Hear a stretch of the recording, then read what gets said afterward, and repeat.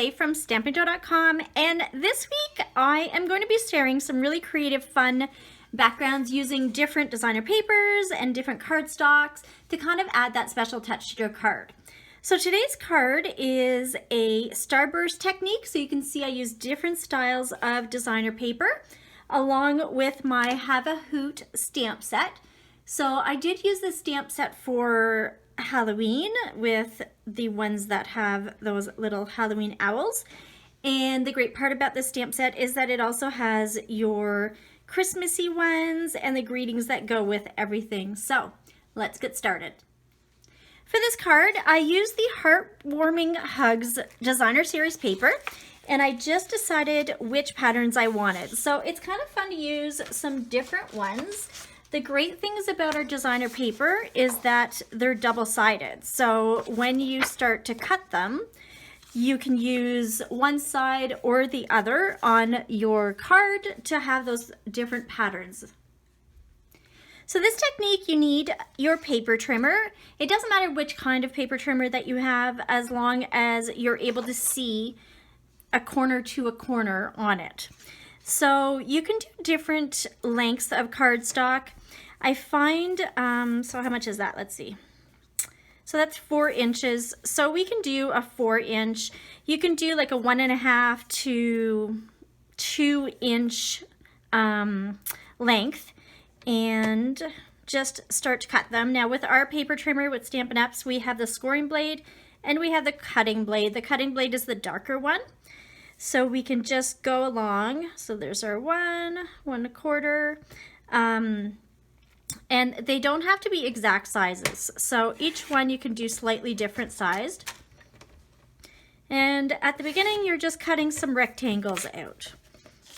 So I'm probably gonna end up cutting a little bit more than I need, just because I don't know. I guess I could count the number of pieces that I used on my other card, but I'm just going to wing it and just do some different pieces.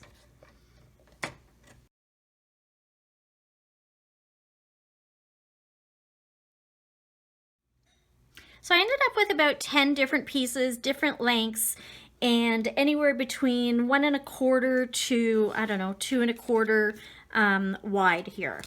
So we're gonna go back in with our paper cutter, and the next step, you want to make sure that you're cutting from one corner to the other.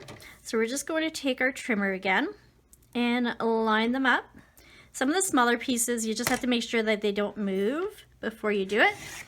And what you're trying to do is get 2 triangles for each piece of paper.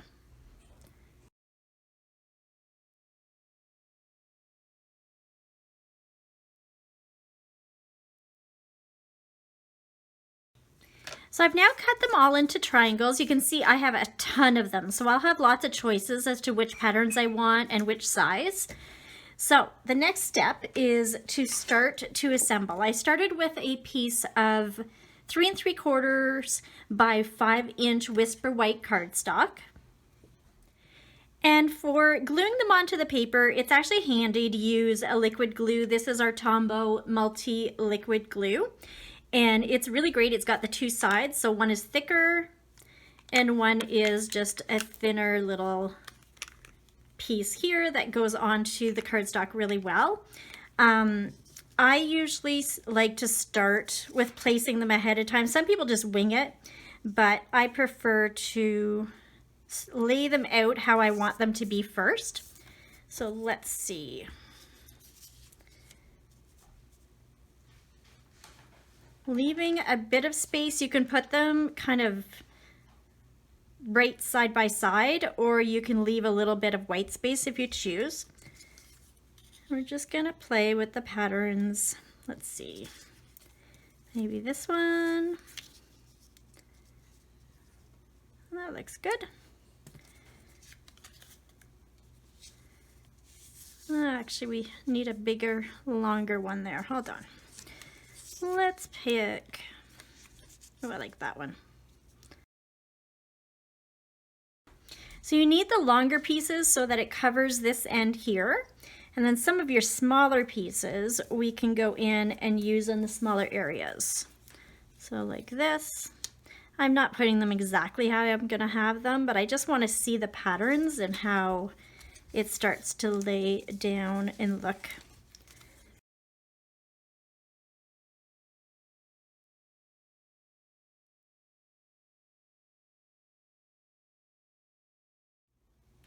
Okay, so the patterns on here are slightly different than my first one, but I really like how this is laid out. So now your next step is to take your liquid glue, and I'm just gonna move this over a little bit. So because I know my pattern, I just move them off and put some wax paper underneath, just because there's going to be some liquid glue that goes over the edges, and I don't want it to go onto my grid paper and stick. So we're going to just start, I think I'll start with this one.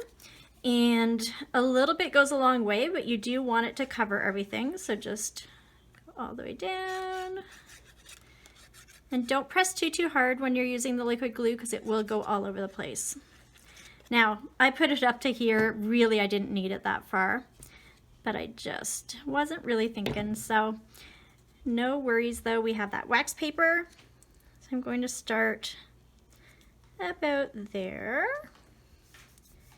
And if you get a little bit that comes out of the edge, just take your fingernail and just take that off a little bit.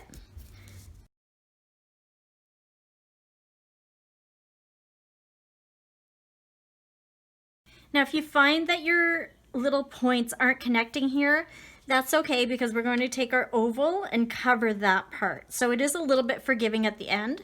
The reason why I did that is because I want this to go right to the edge of my Whisper White. So let's keep going.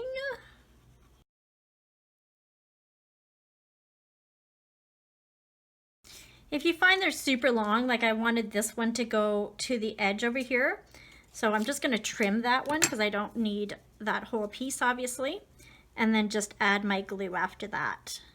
And that's starting to look really pretty. I find the patterns in this paper are so gorgeous, and because all the colors coordinate, it makes it really easy to mix those patterns and have a really pretty looking card. So for this one here, I'm actually going to move it up, but I want it to line up to the edge of my cardstock here. So I'm just going to use my nail to kind of guide myself like that. And then we're going to work on the upper part. It kind of looks like a hot mess, I find, at the beginning, but it turns out so pretty. And I've played around. You'll see this week I have a bunch of different cards to share that have different paper backgrounds. And I played around with lots of different patterns, and it's super fun to see what you can come up with. The great thing about this glue is that it's forgiving. It stays wet for a bit.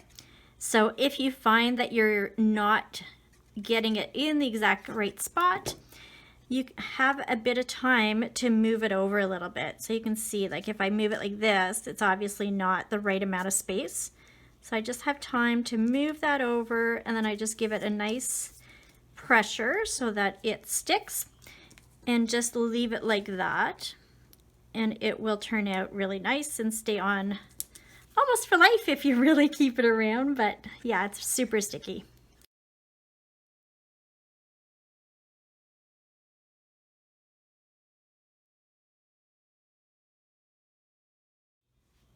All right, I have them all glued down. I'm just going to peel this away from my wax paper. Now, normally I would use our silicone mat, which is really great for doing this. However, I could not find it when I was looking earlier. I'm sure it's in my room somewhere, but I just grabbed this since it does a similar thing. Okay, so we're just peeling it off so that we can pull that piece of Whisper White off of that paper. And then we're going to trim our edges. Now, it is handy to let this dry before you either use it with our scissors or a trimmer, just because you don't want your trimmer to get all sticky. So I actually took my heat tool and I just heat set that a little bit. Now you'll find that the glue is still sticky. If you actually just let it air dry like that, it's almost like a Post-it note stickiness. So the part that's flat here, which is the reason why you wanted it to stay like that, is so that when you do place it into your trimmer, you have a flat edge to go off of so that you can trim them, okay? So I'm gonna take that over here, give it a trim, and then we can just turn it until we have all 3 sides trimmed. So I finished trimming the edges, and now we're just gonna set that aside so I can show you the stamping part. So for this one, I started out with a stitched oval, and that one is from the Stitch Shapes dies, which have a great variety of different shapes that you have on there that you can use for different cards. And the first time that I actually played around with this card, I created it just to be flat, but then I decided to change it just to make it a little bit more fancy, I guess. Okay, so what you're going to do is we're going to take that stitched oval and our cute little owls with the Memento ink pad, ink that up, and we're going to stamp that near the top. And then we're going to take the Merry Christmas greeting from the same stamp set with our Real Red ink pad and stamp that near the bottom. Now this greeting's really cute. I love the font of it. It's just really sweet. All right, so let's get that down there. See how cute? Okay, so now we're going to stamp our owls again, but this time I stamp them onto shimmery white cardstock. Now that shimmery white cardstock is, I hope you can see the shimmer. It's great for using with our Stampin' Blends, which is why I used it for this step. So we're going to ink that up again. Stamp them here. And the Memento ink pad can stay wet on that cardstock for a little bit, so either heat set it or just be a little patient and let it dry because the blends can smear it if it's too wet. So for mine, I actually just heat set it, so now it's ready to color. I'll show you the colors of Stampin' Blends that I used. So I have my old olive dark and light color, the Real Red, which I took from the colors in the papers that I used, so right here. So the light and dark Real Red, which I actually didn't use the light one, but it comes in a pack. And then I used my crumb cake and my bronze. And then just in case, I have my color lifter handy that does lift that color in case you make a mistake. Okay, so I'm going to get that a little bit closer so you can see more of the coloring. So when you color, don't worry about coloring all of it, because the part that's going to be cut out is this little, what do they call that? The, you know, the kissing flower, the, oh my goodness, it'll come to me. And then the little owls, okay? So for the owls, I just started out with my light crumb cake. There's 2 sides, so you've got your brush tip, and then you've got more of a, like a smaller, kind of a writing tip. And I didn't color the whole owl. I left some white space on there, so just go around. It's pretty simple coloring for this guy, but he's so cute. All right, then we're gonna go over here. The great thing about the blends is they're very forgiving and they look so pretty when you're coloring it. And really, as a 2-pack, they're a really great price. Let's see, maybe a little bit more there. And then I went back in with my darker crumb cake. Now, don't make a mistake. When I had these 2 out, the first time I actually used my bronze by mistake on this step. And thankfully I had my color lifter and I was able to fix it a little bit. So I'm just doing kind of the little edging. And then use these little kind of black lines, and that gives you a little bit more kind of dimension to your little owl. So you can go around like this. There's actually not a lot of blending in this one, it's just more the coloring.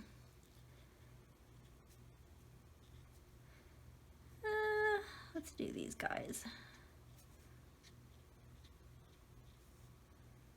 And maybe here, I think I'm just gonna go back a little bit more and add just a tiny little bit more of the light color.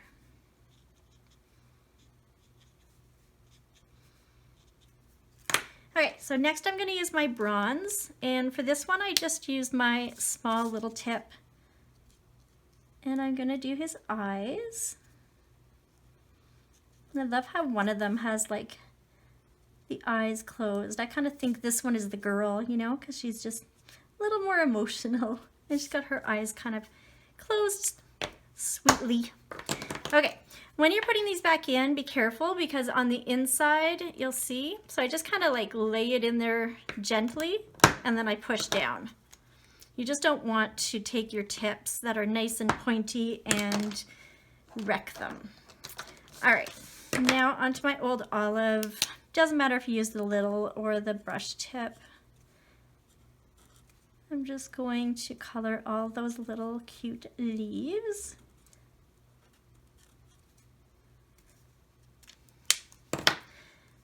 All right, I still can't remember what this is called. Oh, a mistletoe. There you go. I just remembered. I was gonna say leave me a note in the comments to remind me, but I just remembered. Now we're gonna take our dark real red and do the little berries on there, like that. And then I'm just gonna take my little black marker. I can't remember what this is called, but I want to do his little toes in black. And the great thing about this stamp set is it actually has a coordinating die set. So you can actually cut out these guys, which is really sweet. And the one that goes with this one, see how it comes like the two of them together? And you can line it up. What I normally do when I do that, I'm just trying to find my washi tape now, is I use a little bit of washi tape. Oh, there it is, I found it. A little bit of washi tape just to kind of hold it into place. So we're going to line him up really well. Use that washi tape to keep it in spot, and then I'm going to use my Stampin' Cut and Emboss machine, my new one, and cut that out, and I'll be right back. Okay, so I've cut that out. You can see my washi tape stays into place, so you can just pick that right off and then it's good to use again. And look at these guys, they are so adorable. So what we're gonna do on here is we're going to use some Stampin' Dimensionals and pop that up. Let me see if I can find my dimensionals. Oh, they're right here. You would think that I could find everything considering it's like literally in this little space, but kind of hidden by my card. With the dimensionals, I use every single little bit of it. So you can actually cut like the edges, you can cut these in half or even in quarters if you find there's smaller spaces that you need. And we're just gonna take the backings off. And if you've seen my stamping, actually I've missed a step, but if you've seen my stamping, you know that I love dimensionals and I use it on almost every single card. So I'm going to take my bronze again and I'm just going to quickly add some color to that branch like that and bring it around.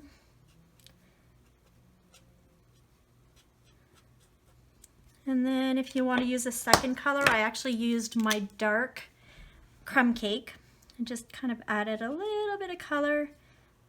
Just adds a little bit of a two-tone to your branch. There.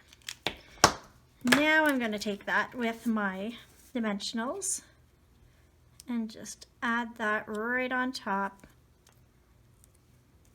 Oh, I missed this the last time too, isn't that funny? So there's another tiny little branch this way that goes like this. That's better. All right. And now I'm going to take my little mistletoe and we can probably cut this in half. Like that. And add part of it over here and then the smaller part, let's see. About there. And then again, peel them off. If you find that you're having trouble peeling these off, either like poke it with your fingernail or take like something sharp and you can poke it in the middle, and it just makes those little edges lift up. So now we're going to add that right over here. And you can see the difference. Now this one here, I had actually stamped the Merry Christmas in black as well. I like it so much better in the red. But you can see like here's the flat one, and then here's the one where you have the dimensionals. Isn't it so much better? Okay, so let's go on to our next step. I'm going to zoom out a little bit so that you can see the other way. There we go. Okay, so for this card here, I actually had the Starburst going this way. I think I'm going to do it the other way for this one just to be different. And I'm going to add that to my old olive cardstock. All right, bring back in my liquid glue and then add that to the back. I like to do my little corners. Good enough. And remember what I said about it being forgiving. I find that a lot of times I will glue something if it's like a permanent glue that sticks on right away, and my little mats on each side aren't quite right. So I think that looks about good. Then we're going to take the real red. Now the real red is cut, it's half piece cardstock, so it's 5.5 by 8.5. To fold it in half, we're actually going to use the bone folder. And I usually put my fingernails right on the end here so that it's straight. And start off your paper and off your paper. So I'm going to, let's see, we're going to go this way. Okay. Add that glue on there again.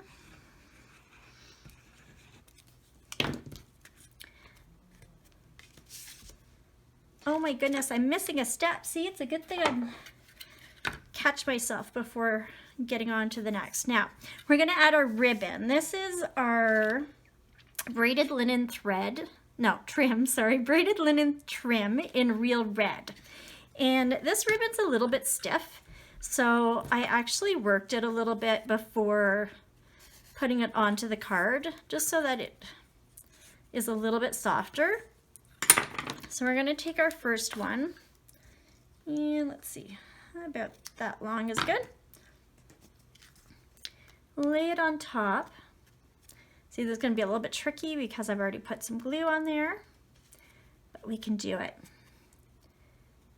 Power of video when you just trying to make it look really good and professional, but don't worry, even though I've been stamping for a long time, I still make mistakes. So all right, I'm just gonna twirl that to the back, and since I have it here, I'm going to use I'm just gonna use my tear and tape. You can use like a regular tape, or you can use washi tape's not quite as strong, but my tear and tape is super strong, so I love using it to tape up my ribbon. Hopefully that is straight. Let's double check. A little bit off. All right, turn it.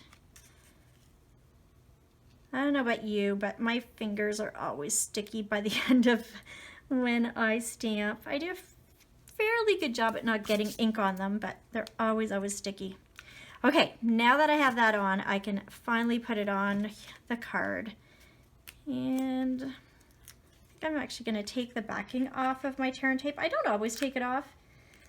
I usually, you could just use it as a one-sided tape, or you can do two-sided like this. I just have to be a little bit more careful when I'm placing it, because once that tear and tape is down, it is there for life. Okay, let's get that up a little bit. So I'm just trying to make sure not to press down where the tear and tape is until I know that I am straight. Hopefully that's straight there. Maybe up a little bit. I really, most of the time when I stamp, I put my head right on top of my card so I can see, but that means that my head would be like right under the video camera, and you do not want to see that. So, okay, perfect. Now, the next step is I want to take another piece of ribbon and I want to tie it into a bow. So I'm going to do the same thing. If you don't have a bowline folder, you could just use the edge of like some scissors. These are a paper snips. They're just tiny, really sharp scissors. And they are fabulous for cutting. They're made for paper cutting, so they're really great. Nice and sharp. When I do a bow, I will take it and I'll make it upside down. I'm not sure why, but my bows work better when I make them upside down and then turn the card. It seems to fall the right way. All right, so we're just gonna do a regular little bow. Pull that lip through, turn it, and see, it seems to fall the right way that way. I don't know, kind of backwards, but it works for me. We're going to move that over a little bit. I don't want my loops to be too big, but just big enough. All right, I'm going to take my ends and cut them slightly. We'll probably have to put that bow to the left a little bit more, but actually no, I'm doing this opposite. See, when I talk and stamp, it doesn't it doesn't always work the best, but there, now it's in the right spot. Now I'm going to take some more dimensionals and I'm going to take my oval. Remember that through kind of the middle of where your oval is going to be, that is where your ribbon will be. So I don't typically put my dimensionals where my ribbon will be, so I just kind of can go above and below. And take all of these backings off. I find these backings everywhere. Bottom of my socks, and then they like are in the kitchen, in my bedroom, living room. And we're going to place it here. Now you can see when we were doing the original Starburst, all of these kind of have to match and look good, but they don't have to be perfect because we're going to cover it. I could cover it so that it goes like this, but I don't like the way that the edge looks.